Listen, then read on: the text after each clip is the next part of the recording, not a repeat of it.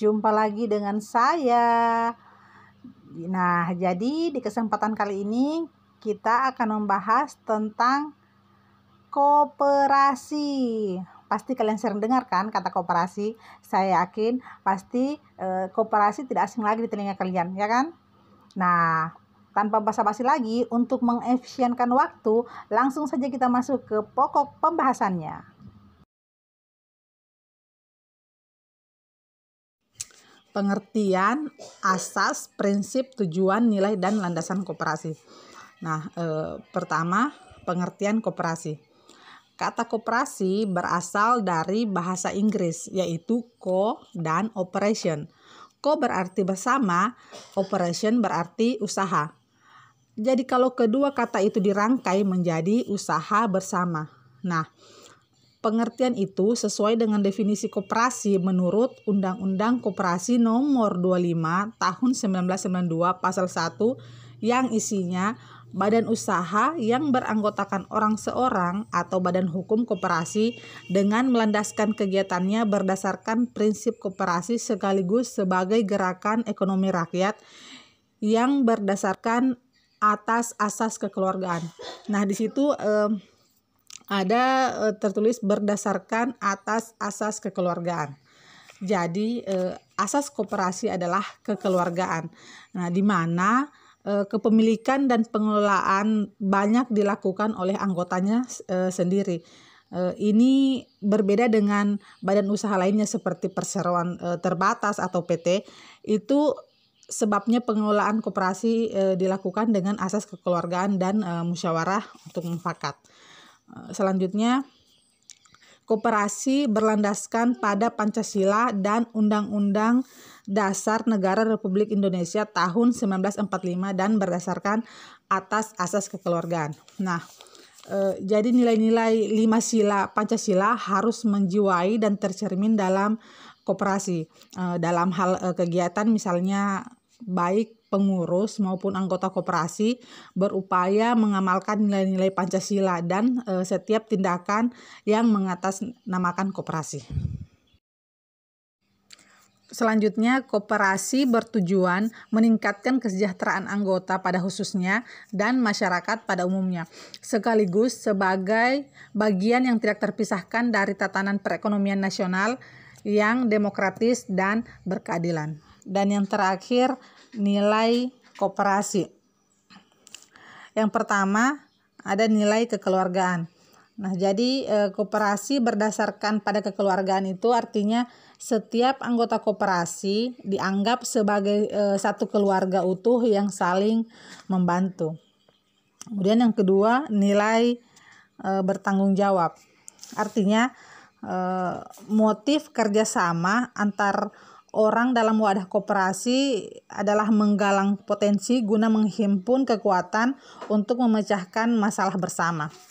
Yang ketiga, menolong diri sendiri.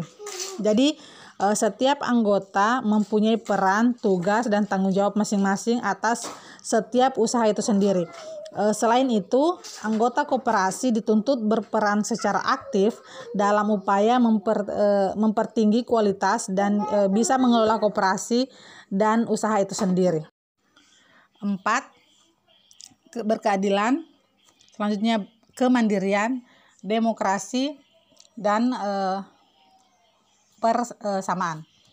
Jadi yang poin 6 ini, pengelolaan koperasi dilakukan secara demokratis. Dia mengandung makna bahwa pengelolaan koperasi harus didasarkan atas kehendak anggota yang ditetapkan melalui rapat anggota, kemudian dilakukan oleh anggota melalui pengurus dan ditujukan untuk kepentingan anggota. Sekarang masuk ke prinsip-prinsip koperasi.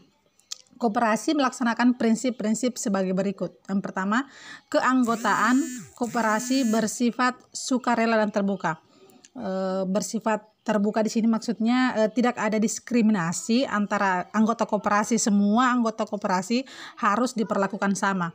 Nah, yang kedua, pengawasan oleh anggota diselenggarakan secara demokratis, tadi sudah dijelaskan.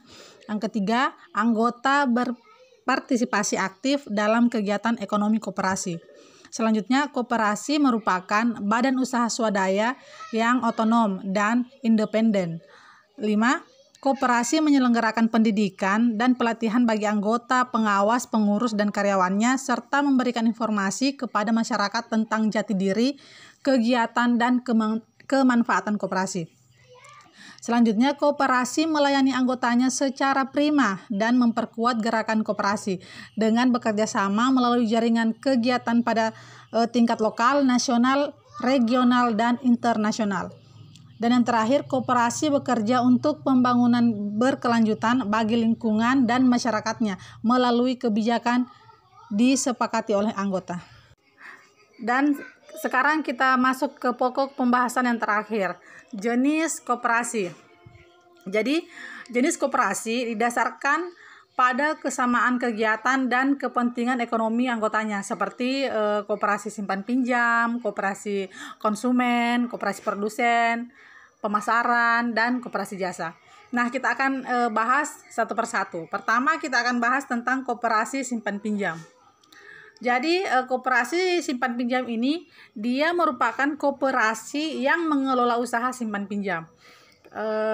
Contohnya kayak KUD, koperasi atau koperasi unit desa, atau koperasi serba usaha, atau koperasi pasar atau KPS, dan masih banyak koperasi lainnya. Selanjutnya B, koperasi produksi. Koperasi produksi merupakan koperasi yang mengelola usaha produksi barang tertentu. Misalnya kayak koperasi susu dihasilkan oleh peternak sapi, koperasi hasil kerajinan dihasilkan dari para pengrajin, koperasi beras dihasilkan dari para petani beras, seperti itu. Kemudian C, koperasi konsumsi.